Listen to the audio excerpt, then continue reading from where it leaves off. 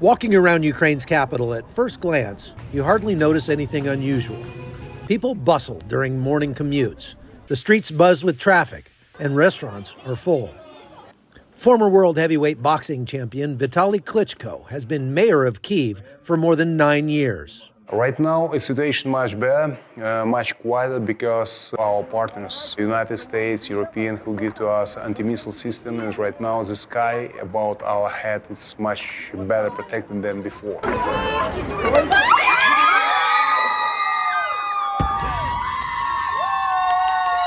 We shoot down almost every rockets, every drone which fly to our hometown. Kyiv is protected better than a couple of months ago. Thank you very much for our partners for that. So we had an air raid, we heard the sirens, there's missiles coming in, and Ukrainian air defense took down the missiles. This is very common. About at least 90% or a little bit higher percentage of that are taken out by the Ukrainian air defense now. And that's why people don't really make such a huge deal out of it when the air raid siren goes off. Take a look closer, however, and you see how Russian strikes have marred Kyiv's structures. Sandbags protect landmarks and offices, while a curfew clears the streets after dark. In Kyiv, if you go, it's very peaceful atmosphere. You doesn't feel the country during the war, but a couple hundred miles in east or south is the real hell.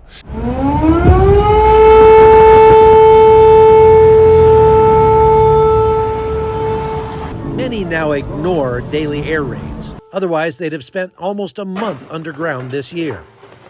This is what's left of what's called a Grad missile system. It's a multiple launch rocket system that Russia uses to destroy entire grid squares. It can fire up to 40 of these missiles at one area, and you can see the destruction that's caused by these things. This has been part of the front lines off and on for the entire war, and for that reason, nobody lives here anymore. You can see why from the destruction here.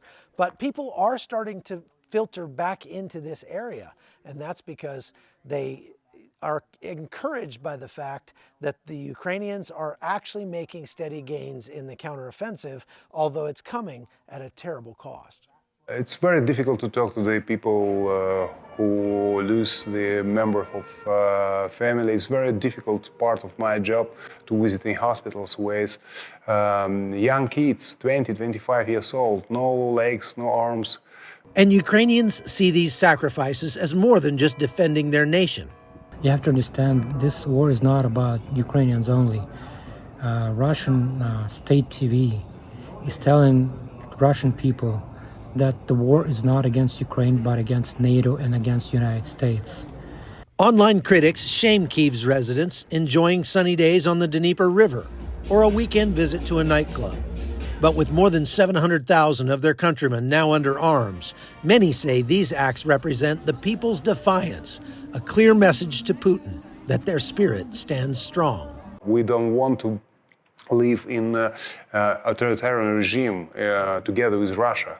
We don't want back to USSR and see our future as a democratic country, as part of the democratic world. We're fighting for that. A lot of things have changed here in Kyiv since the war began, and one of the more sobering ones are these memorials that are popping up all around town with the photos and stories of the young men and women who've given their lives defending their country. But you can also understand why the Ukrainians would really like to distance themselves from the Russians and the Soviet era, and that's why, just a few days ago, the Mother Ukraine statue here behind me, which has always stood there with a Soviet hammer and sickle on her shield, is now holding a Ukrainian trident. That's the symbol of their country and not the symbol of the Soviet Union.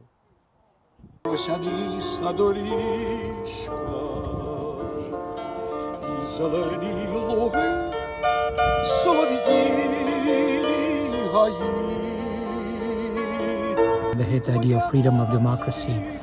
And you've been enemy number one way before the full-scale invasion, way before 2014 war started. You guys been their enemy, and you will be the enemy, and I hope you will understand it someday. It's not about Ukraine, it's not about America or about Russia or Soviet Union. It's about what's doing right and what's wrong, and about good and evil, freedom and slavery. засмучені очі, хороші блакитні твої.